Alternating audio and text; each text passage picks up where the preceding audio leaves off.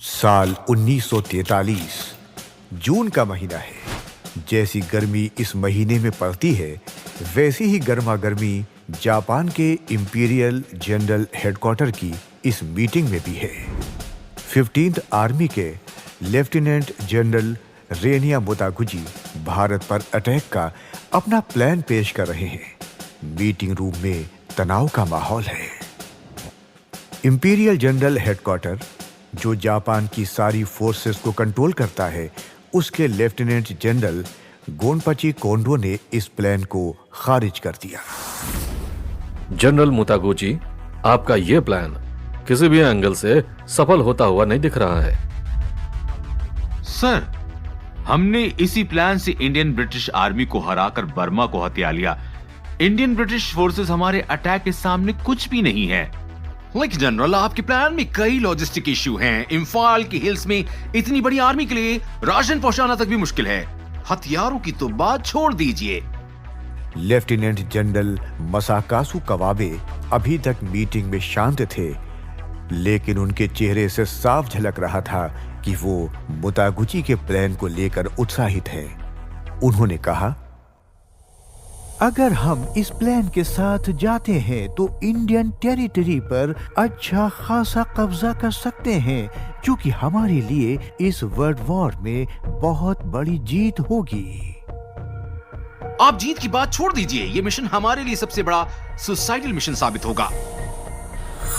General कोंडो ने इनाडा की तरफ इशारा करते हुए कहा, मैं इनकी बात से पूरी तरह सहमत हूं। मैं इस मिशन की इजाजत नहीं दे सकता। मोतागुची इस मीटिंग से बहुत निराश हुए। जो भी लोग मोतागुची की पर्सनैलिटी से वाकिफ थे, वो जानते थे कि वो इस मिशन को आसानी से छोड़ने वाले नहीं हैं। जिस तरह के जिद्दी इंसान वो थे, वो इतनी जल्दी हार नहीं मानते। मोतागुची ने जापान की कई लड़ाइयों में महत्वपूर्ण भूमिका निभाई थी। अपने साथियों के बीच वो झगड़ालू ऑफिसर के तौर पर जाने जाते थे।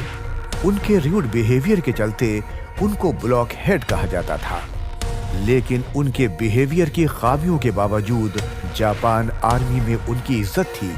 ये मिशन मोतागुची के लिए बहुत इंपॉर्टेंट था, क्योंकि उनका मानना था कि जापान के लिए एक निर्णायक लड़ाई जीतना उनकी किस्मत में है। इसीलिए उन्होंने ब्रिटिश इंडिया पर अटैक का ये ओवर एम्बिशियस प्लान बनाया था।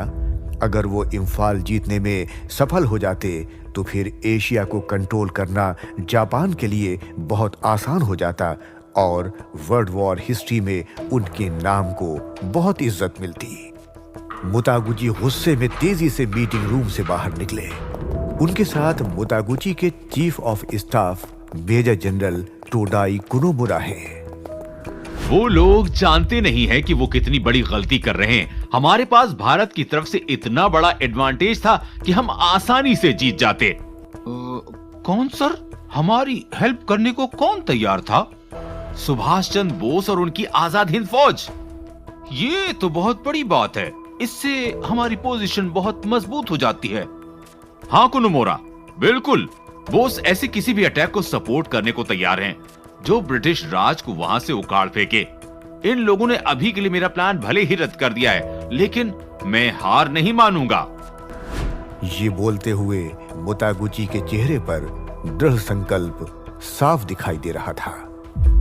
सुभाष चंद्र बोस हमेशा से जापान को सपोर्ट करने के लिए इच्छुक थे, जिससे ब्रिटिश रूल इंडिया से समाप्त हो सके।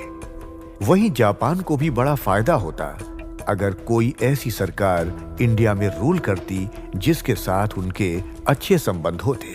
साल के अंत तक दिसंबर में फिर से मैप एक्सरसाइज किया गया और इस बार मोतागुची का प्लान एक्सेप्ट हो गया।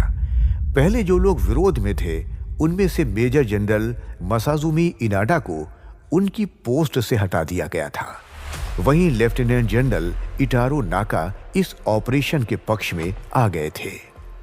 प्राइम मिनिस्टर हिदेकी तोजो के पास जब प्लान अप्रूवल के लिए भेजा गया, तब वो नहा रहे थे। वहीं से उन्होंने प्लान की जानकारी लेकर ऑपरेशन की इजाजत दे दी। मेजर जनरल कुनोमुरा मोतागुची के ऑफिस में एंटर करते हैं।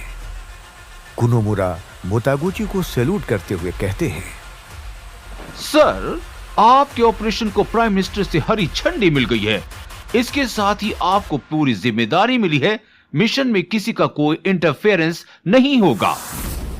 थैंक यू कुनोमुरा, ये तुमने बहुत बड़ी खबर सुनाई। मुतागुची की आंखों में साफ दिखाई दे रहा था कि वो अपनी इस सफलता पर कितना गर्व महसूस कर रहे हैं। इसी के साथ इस मिशन की शुरुआत हुई, जिसे यू गो या ऑपरेशन सी का नाम दिया गया।